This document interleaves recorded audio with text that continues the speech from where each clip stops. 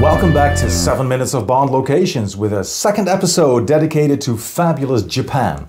I'm Martijn Mulder for On the Tracks of 007. This week we will travel southwards from Tokyo, where we started a few weeks ago. If you missed that episode, please check it out on our YouTube channel. As I mentioned before, a fun way to travel large distances in Japan is to take the Shinkansen, or the bullet train. They are very comfortable and always right on time, to the second. En route, they provide you with amazing views. Views of Mount Fuji, for instance, which will be one of the first things you'll see when you leave Tokyo.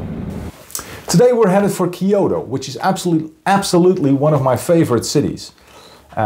Kyoto itself has absolutely no Bond connection, but it can serve as a fantastic home base from where you can explore the filming locations in the area. The last large city before Kyoto is Nagoya. And if you have the time, it's worth making a stop here to visit the Toyota Automobile Museum. It's located outside the city, so you need to take the metro and the Linimo, which is a maglev magnetic levitation train. But the museum collection is unbelievable and certainly not limited to Toyotas. For us Bond fans, their prized possession is the only remaining Toyota GT2000 that was used in You Only Live Twice. The hotel that I always use in Kyoto is the Gran Via. It's a 4-star hotel and it's actually very well located. It's in the same building as a train station, so that's very convenient as you don't have to run around the city with your luggage.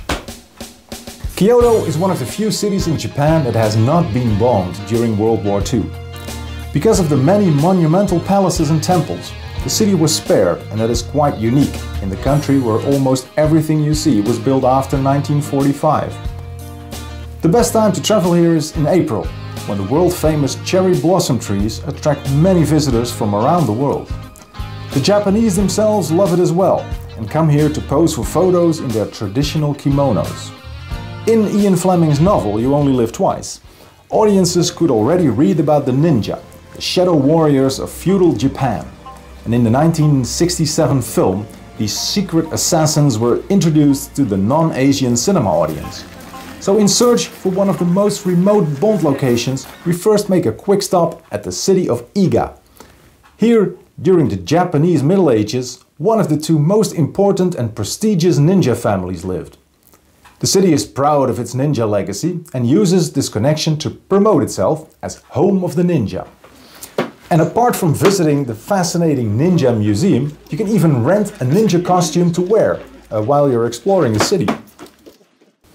From Iga, it's either a very long drive through the mountains or a long train ride along the rugged coastline to reach Nachi no Taki. Here, Lewis Gilbert shot the scene in which 007, undercover as a local fisherman, marries the island girl Kissy. After the introduction shot of the belfry, Bond can be seen waiting in front of the Buddhist temple. The stairs from where Kissy appears also looks exactly the same. The scene then moves to the Kumano shrine, which is a stone's throw away.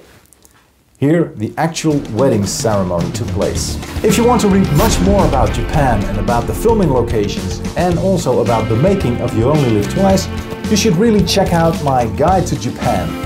It's a 170-page book, it's basically a celebration of the film's 50th anniversary.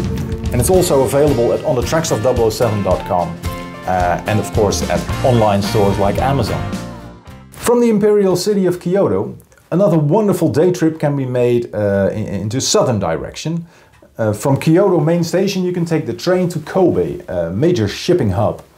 Here Bond went to see the Ningpo together with Aki.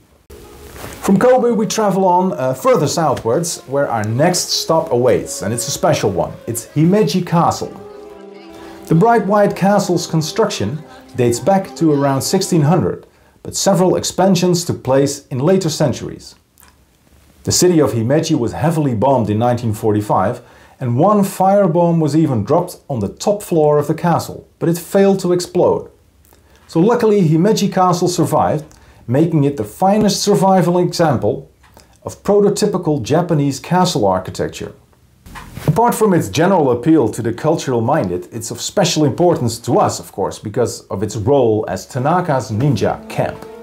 The production did run into trouble while shooting at the historically important site, and local authorities saw their chance when some of the castle's walls were damaged during the filming. The filming permit was withdrawn before Lewis Gilbert was done, and therefore a final scene had to be filmed at the new Otani's landscape garden, where the colourful bridge and a tea house in the back are the giveaways. When you have some time left before you move on further south, I want to encourage you to spend this in Kyoto. Situated between marvelous temples, perched on the surrounding hills, the city centre still breathes that air of feudal Japan. Geishas still roam the streets here, while tourists are impressed by the beautiful imperial palace. In the coming weeks, I will first take you to a few other Bond destinations before rounding up our Japan trilogy with a visit to the southern island of Kyushu. You must become Japanese. I just hope you turn me into something credible. That's it for this week's episode. See you again next week.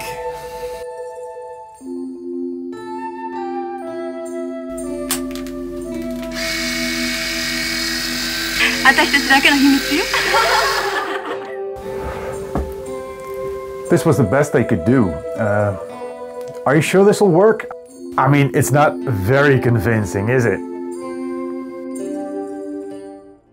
Check out onthetrucksOf007.com and follow us on Facebook, Twitter and Instagram.